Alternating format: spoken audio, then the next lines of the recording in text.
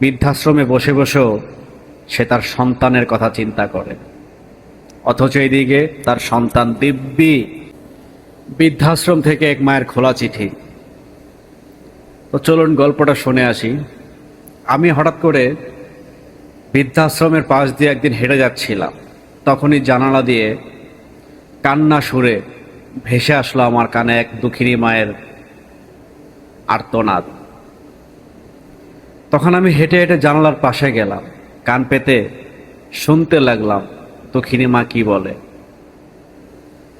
মায়ের চিঠিটা ছিল তার সন্তানের জন্য। মা বলতেছিল, খোকা, নিজের সন্তানকে উচ্চ শিক্ষায় না, সুশিক্ষায় শিক্ষিত করিস, যাতে করে বৃদ্ধ বয়সে তোর অবস্থা আমার মতো না হয়। হায় রে মা, বৃদ্ধাশ্রমে বসে বসেও সে তার সন্তানের কথা চিন্তা করে, অথচ এইদিকে তার সন্তান দিব্যি ভালো আছে তার বাবা মাকে বৃদ্ধাশ্রমে রেখে আসার পরে। বউকে নিয়ে, সন্তানকে নিয়ে, দুনিয়াকে নিয়ে সে রঙ্গলীলায় মেতে আছে, অথচ যেই গর্ভধারিণী জনম দুঃখিনী মা, সে কিনা পড়ে আছে সেই অন্ধকার বৃদ্ধাশ্রমের সে ছোট্ট ঘরটার মধ্যে। আমরা চাইলে কি আমাদের মায়েদের, বাবাদের নিজেদের পাশে রাখতে পারি না?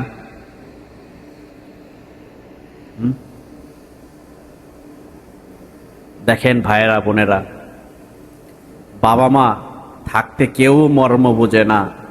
বাবা মা মারা গেলে তখন সবাই আফসোস করে, হায় রে কি করলাম, হায় রে কি করলাম। এই রঙের দুনিয়ার জন্য